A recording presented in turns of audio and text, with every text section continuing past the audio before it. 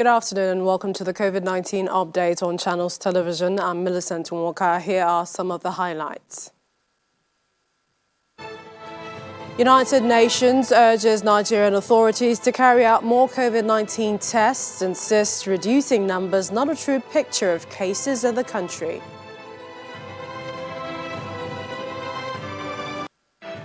And students beam with excitement as they return to school in Delta, Ogun and Adamawa states.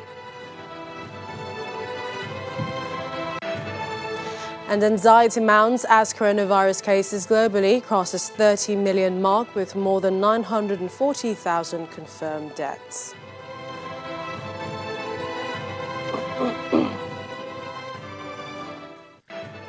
Now, global cases of coronavirus is still rising with figures now at over 30 million.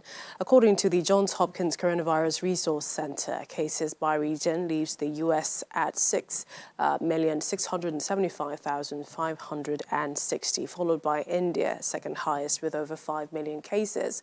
Brazil is in third place with over 4.4 million, while Russia recorded over 1 million. Peru 744,400. They're both in fourth and fifth place, respectively.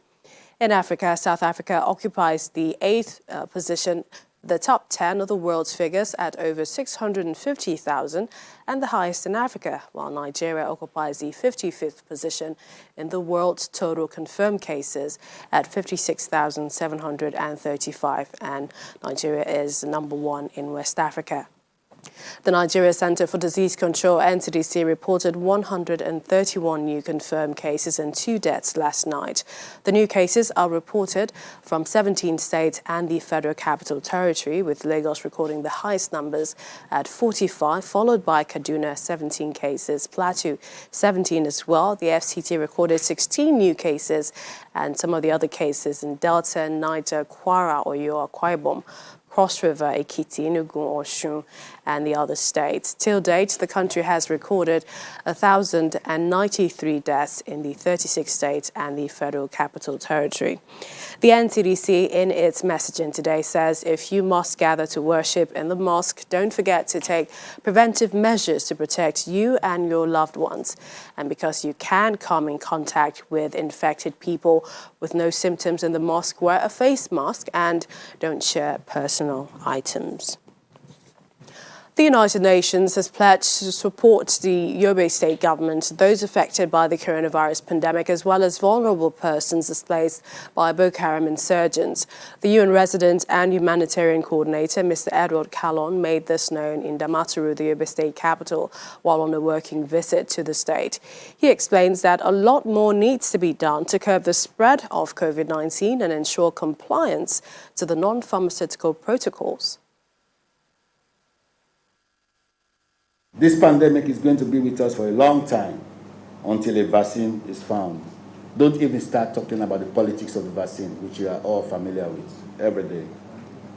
The decline in the number of confirmed cases is indicated to us as a collapse in demand for testing, and from our analysis has not got anything to do with containment of the virus with ongoing community transmission. I call on Your Excellency and members of the Executive Board to lead by example in containing the virus and hold institutions and organizations accountable to ensure compliance with the non-pharmaceutical measures. I am on this mission with the WHO representative, and the advice of WHO to governments and people is clear, and I quote, Your Excellency: test, isolate, and treat COVID-19 patients. Trace and quarantine their contacts. Inform, empower, and listen to communities. Keep physical distance, wear a mask, clean hands regularly, and cough safely from others. WHO has also gone further and advising governments to tackle the pandemic. They are urging us to focus on 4 priorities. 1, prevent amplifying events such as large crowds or crowded places. Empower people to protect themselves, focus on public health basics, and protect the vulnerable, including older people and those with underlying conditions. In Adamawa State, the government says it will soon announce the resumption of schools in the state after the break and disruption of educational activities enforced by the global pandemic. The governor, Omar Fintiri, said this during the flag-off of the reconstruction and renovation of 165 classrooms in Fufore and Guyuk, local government areas of the state, in collaboration with UNICEF. According to him, the state has not recorded any new case of COVID-19, but in recent time, it cautions on the preventive protocols in the state. Adamawa is one of the few states that has recorded a drop in the number of COVID-19 positive cases for weeks now. This success story is, however, not unconnected with the various measures put in place by the COVID-19 Containment Committee to mitigate the transmission and spread of the pandemic.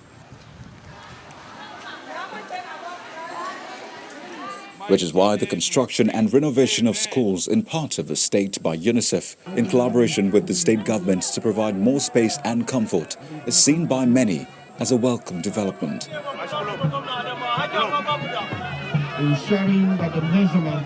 Gathered here at the administrative headquarters of Fufore local government area are members of the community for the symbolic flag-off of reconstruction and renovation of 80 blocks of 165 classrooms across the two local government areas of Fufore and Guyuk.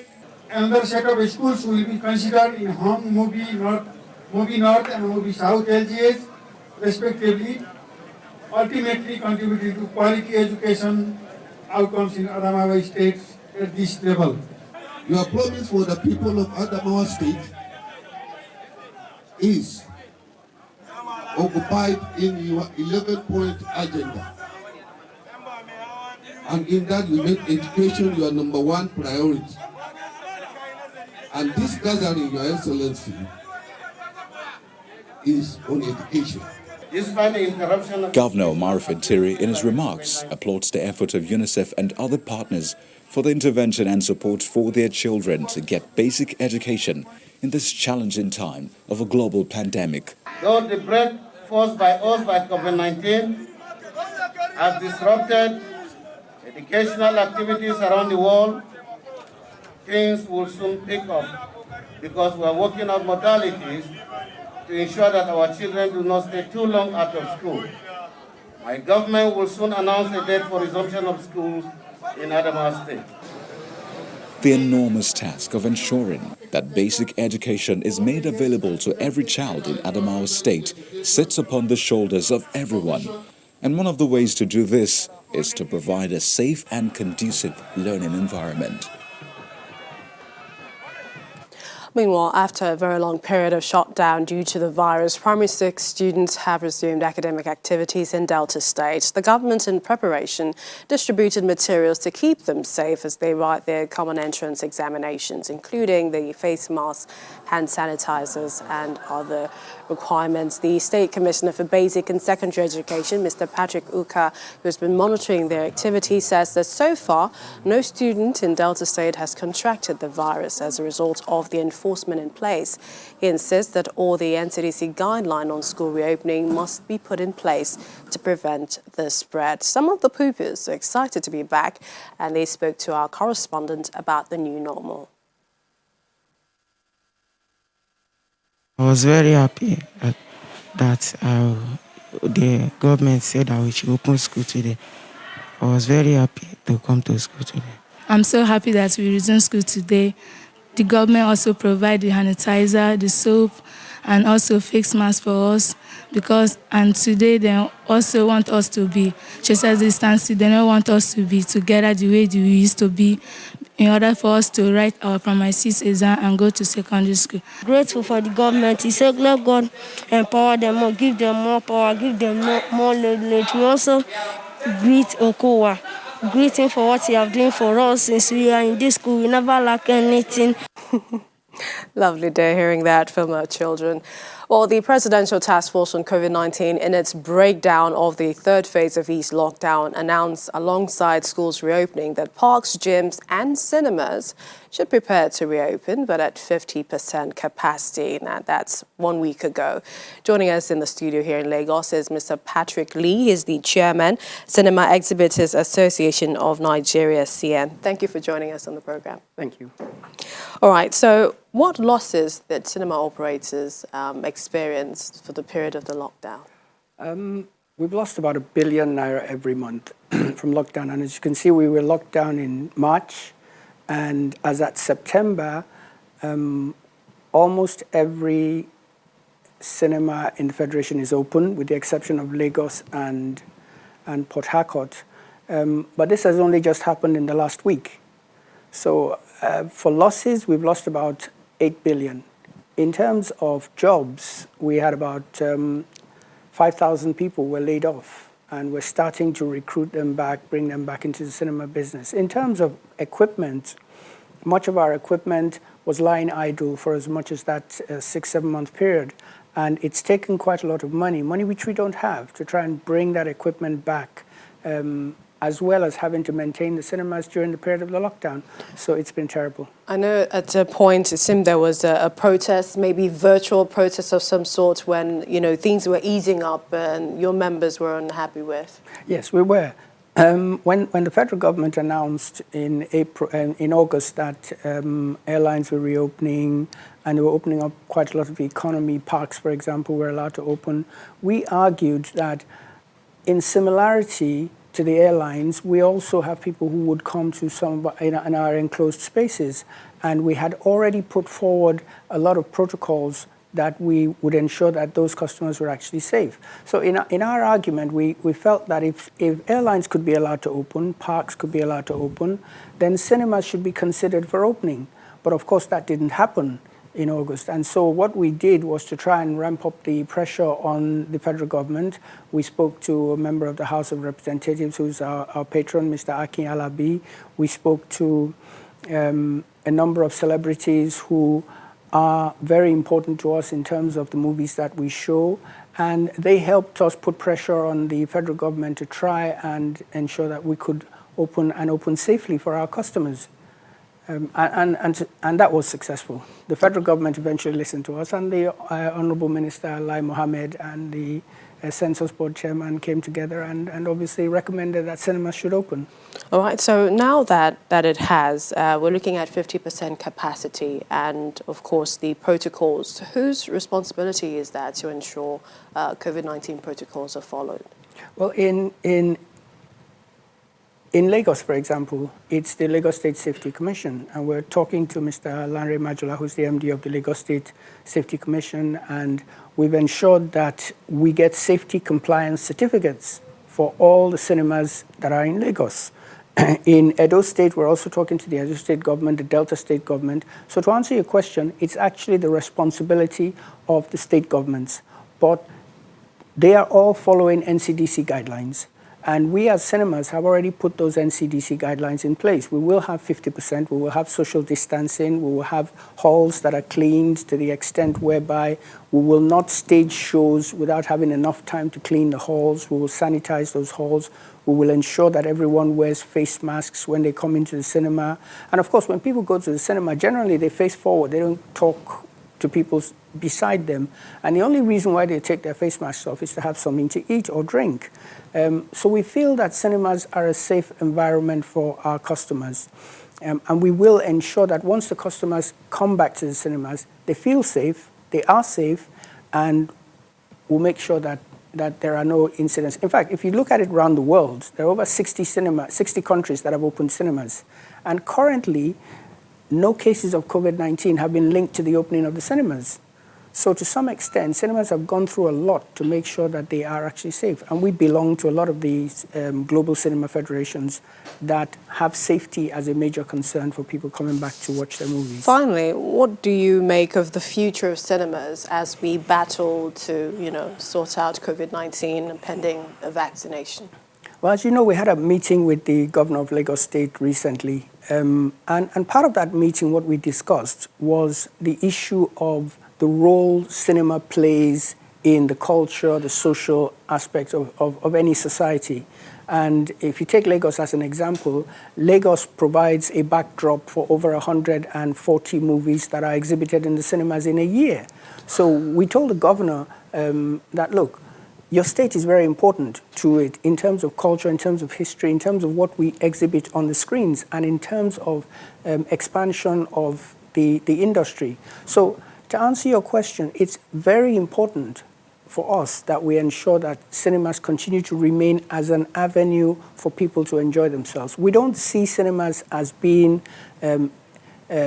substituted by the online PVOD platforms. We see it as complementary. So we exist side by side. People still want to see their big blockbuster Nollywood, Hollywood movies on the big screen. And we have quite a lot of them waiting for our customers to come back and enjoy them. All right. We'd like to thank you for coming to talk about this. Thank you, Mr. Patrick Lee, Chairman, Cinema Exhibitors Association of Nigeria. Thank you for joining us on the program. Thank you. It's been my pleasure, and we hope to see you at the cinemas as well soon. Since the first case of COVID-19 was recorded in Nigeria, the Pharmaceutical Society of Nigeria has been advocating for vaccines and therapeutics that will help tackle the virus. The president of the Pharmaceutical Society of Nigeria, Mr. Sam Ohabunwa, in Owerri, the Imo State capital, had a meeting with scientists, pharmacists, public health professionals and biotechnicians where he shared some thoughts on some of the issues relating to COVID-19 and how best it can be tackled. Here's our correspondent, Ita Kwekute, with this update.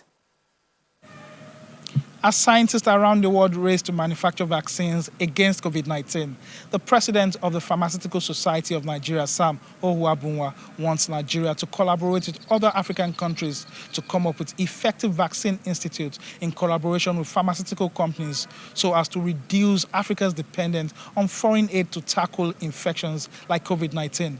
Mr. Ohabunwa disclosed it while meeting with some group of scientists and public health professionals in Owerri, the Imo State capital. He says Africans need to begin to discourage over-dependence on foreign aid in the healthcare system. Now, what should be done is that we set a lab. Nigeria had a lab in the 70s, 80s that was producing vaccines. The lab closed. As we speak, effort to revive it has been ongoing for N years, where N is not less than 10.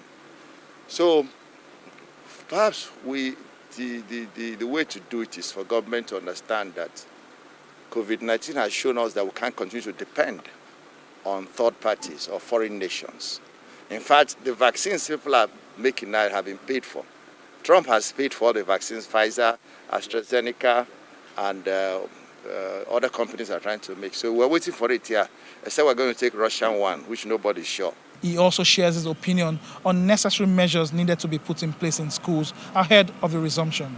As long as we can make sure in the school there's a proper toilet, we're hand washing, hand sanitizing, and that we can create gap, to maintain some level of social distancing.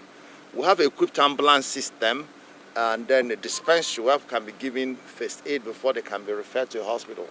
As long as those things are set in place, then schools can begin to reopen. We'll continue to bring you up to speed with events and happenings around here as it concerns COVID-19 pandemic. From Owerri, the Imo State capital, Ita Kwekute for COVID-19 updates.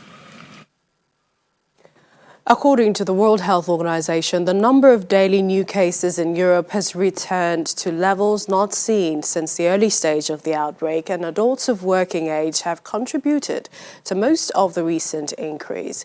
With the alarming rate of transmission of COVID-19 throughout Europe, the health body is cautioning against shortening quarantine periods. Deutsche Welle correspondent Clifford Kunin, he joins us from Berlin. Hi, Clifford. How is Germany faring while the rest of Europe records a rise in cases? Well, I think Germany is generally seen as a country that has done well and is doing well in dealing with the coronavirus. From the beginning, it's been testing, it's been trying to self-isolate and it's introduced various measures. At the same time, it's also seen an uptick in numbers in recent days, which has eased a little bit today, but there are calls for fresh vigilance here in Germany. And so we had a discussion yesterday with Christian Drosten, who's the top virologist in Germany and an extremely popular person. and he was calling for more vigilance. And it's a bit like Game of Thrones. People are saying here, you know, winter is coming, and they're very worried about a second wave hitting in winter. But at the same time, there's a sign that things are easing slightly and things are getting back to normal, while at the same time, this constant focus on remaining vigilant. What are the updates on vaccine, especially with Oxfam reporting that the world's richest countries have bought more than half of the world's COVID-19 vaccine supplies? Well, what's happening here is that there's a lot of focus on what's coming out of Europe, and Ursula von der Leyen, who is a German, who is the head of the EU Commission, she said that any vaccine has to be for everyone, and that the European Union is going to try and do its best to make sure that that poor countries, developing countries, and countries where the vaccine might not be as readily available, will also get their fair share of the vaccine, because ultimately this is a global problem and it doesn't work if it's only resolved in certain areas. It has to be fixed around the world. So they were encouraging words coming from von der Leyen. On the other hand, another thing that Drosten was saying that may be of interest is that in Africa, he had a lot of praise for how things were going in Africa, and he expressed optimism there. He said it may be down to the younger age profile, and that a lot of the research is coming from the cities. But there are signs that the situation is not as acute as in places like India, where the coronavirus has been, where the pandemic is in a much worse state, according to Drosten. I'm sure it's also a lot of excitement for the German FA and all the clubs for the new season. Bundesliga welcoming back football fans. What measures are there to prevent another winter from coming? Well, it's interesting because today there is obviously excitement, but it's a sign of just how nervous everything is, because basically the Bayern Munich, who are playing today at home, they're playing in front of no fans because there's been a slight uptick in Bavaria, where Bayern Munich is based. The plans are that each game is going to be seen on a case-by-case basis, and there'll only be 20% of fans, and it'll only be home fans, which obviously that's going to increase the home advantage for the teams playing. But it's part of this whole vigilance thing, that while things are opening up and getting back to normal, there are really strong efforts there to make sure that things don't get out of control. So even though the fans will be back, there'll be social distancing, there'll be lots of measures in the stadium to make sure people clean their hands. Face masks are compulsory, and it looks like we're going to be wearing the face mask for some time to come. All right, thank you so much, Deutsche Welle correspondent Clifford Coonan. Have a great weekend. Thanks. Thank you. Now, the number of confirmed coronavirus cases across the globe surpassed 30 million mark, according to figures by America's Johns Hopkins University. More than 940,000 people have died with COVID-19 since the outbreak began in China last year. The US, India and Brazil have the most confirmed cases, but there is a renewed spike in infections across Europe, which you've heard. Take a look at our website. It has the latest updates on the pandemic. All you need to do is log on and you can access stories there. We have Nigeria's record, the fresh cases of COVID-19 last night, as reported by the NCDC. There's several other stories as to COVID-19 and other stories as well coming in from Africa and the rest of the world. That's the program. Thank you for watching. I'm Millicent Nwonka. Stay safe.